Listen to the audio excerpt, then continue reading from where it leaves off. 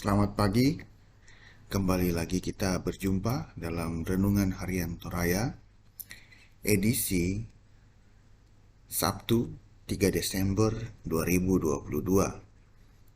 Pembacaan kita pada pagi hari ini terambil dari Yohanes 1, ayatnya yang ke-19 sampai yang ke-28.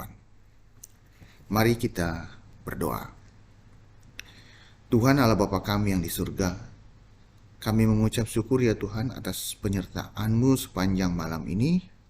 Kami boleh melaluinya sehingga pagi ini kami boleh kembali membaca firman Tuhan. Kiranya firman yang kami baca dapat kami mengerti dan menjadi kekuatan kami dalam menghadapi dan menjalani kehidupan ini.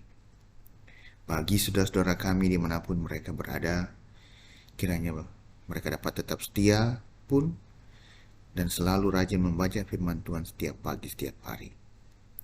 Karena firman Tuhan merupakan sumber pengetahuan untuk kehidupan kami. Kami mau membaca firman Tuhan hanya di dalam nama Tuhan Yesus. Kami telah berdoa dan mengucap syukur. Amin.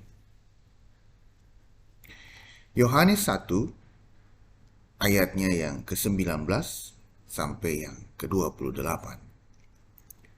Dan inilah kesaksian Yohanes ketika orang Yahudi dari Yerusalem mengutus beberapa imam dan orang-orang Lewi kepadanya untuk menanyakan dia, "Siapakah engkau?" Ia mengaku dan tidak berdusta. Katanya, "Aku bukan Mesias." Lalu mereka bertanya kepadanya, "Kalau begitu, siapakah engkau? Elia?" Dan ia menjawab, "Bukan." "Engkaukah nabi yang akan datang?" Dan ia menjawab, "Bukan."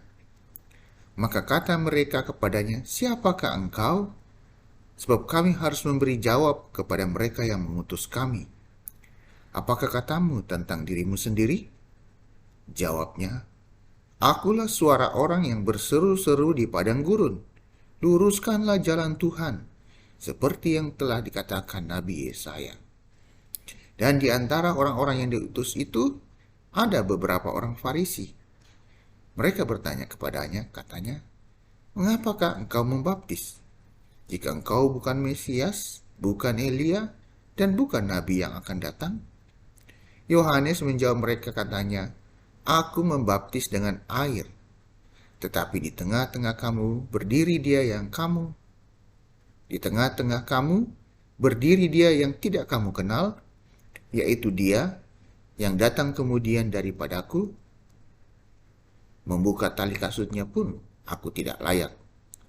Hal itu terjadi di Betani yang di seberang sungai Yordan, di mana Yohanes membaptis. Amin.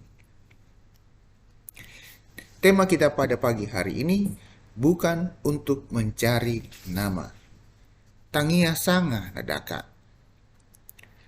Ada ungkapan yang mengatakan kesempatan dalam kesempitan.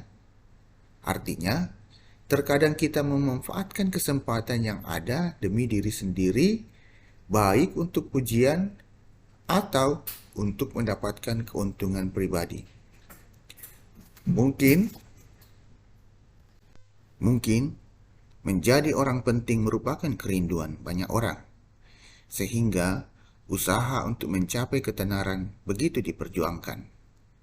Akan tetapi, kisah Yohanes Pembaptis sangat berbeda.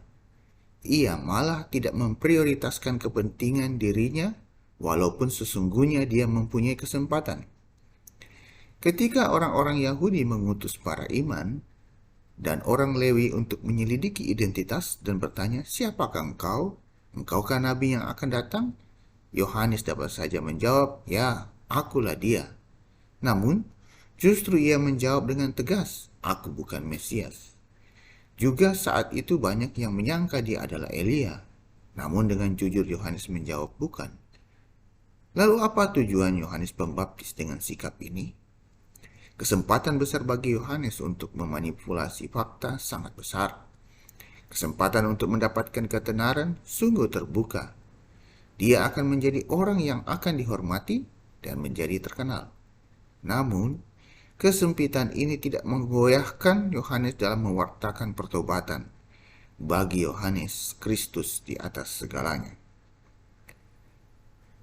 Kadangkala kita terlena terhadap pujian, prestasi, dan tidak menyadari bahwa semua itu karena anugerah Allah.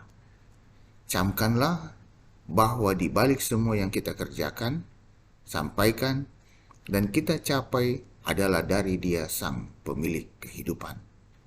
Jangan menyombongkan diri dari setiap pengenalan dunia padamu sampai terlena dalam sanjungan. Dia harus semakin besar, tetapi aku harus semakin kecil. Bukan aku, tapi Dia. Amin. Mari kita berdoa. Tuhan Allah Bapa kami, puji syukur atas kebenaran firman-Mu yang telah ditaburkan di pagi hari ini. Kiranya ya Tuhan kami dimampukan memahami dan boleh lebih-lebih menjadi inspirasi bagi kami dalam menjalani kehidupan kami.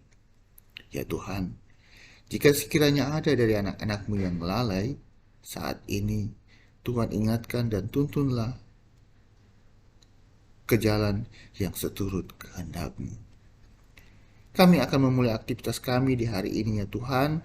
Berkati dan beserta kami agar semua rencana dapat terlaksana dengan baik dan aktivitas-aktivitas kami dapat kami jalani dengan baik. Bagi saudara-saudara kami ya Tuhan yang saat ini mengalami kesakitan dan kelemahan tubuh, bahkan mungkin terbaring di rumah sakit, Tuhan lawat dan jamalah mereka sehingga mengalami kesembuhan. Tuhan pula berkati dan kuatkan orang-orang terkasih yang senantiasa menjaga, merawat, dan mendukung saudara-saudara kami yang sakit. Berkati mereka dengan kesabaran dan semangat. Jika ada saudara-saudara kami yang saat ini Tuhan berada dalam pergumulan, Tuhan kuatkan, mampukan mereka melewati segala pergumulan-pergumulan itu. Ya Tuhan, Bapa kami dalam surga, kami pun bersyukur bersama saudara-saudara kami yang hari ini bersuka cita, mungkin mengalami kesuksesan. Tuhan berkati mereka, kiranya sukacita dan kesuksesan itu pun bisa menjadi berkat bagi orang-orang di sekitarnya. Kami juga mau bersyukur bersama saudara-saudara kami yang pada hari ini berulang tahun. Kiranya pertambahan tahun anugerah Tuhan ini menambah-nambahkan berkat Tuhan kepada saudara-saudara kami yang berulang tahun. Kami juga teringat kepada orang-orang tua kami yang berusia lanjut. Tuhan kuatkan, hiburkan, dan gendonglah mereka melewati masa-masa usia indah ini. Ya Tuhan, berkati pula rencana-rencana dan persiapan-persiapan serta kegiatan-kegiatan di dalam jemaat-Mu ya Tuhan.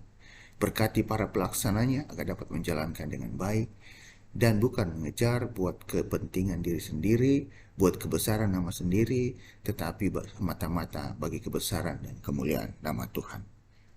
Ampuni salah dan dosa kami, sempurnakan dan dengarlah doa kami ya Tuhan, yang kami bawa dalam nama anak-Mu Yesus Kristus, yang itulah Tuhan dan Juru Selamat kami yang hidup.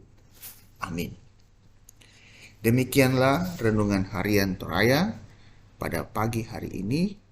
Selamat menjalani aktivitas-aktivitas kita. Kure sumanga, Tuhan Yesus memberkati.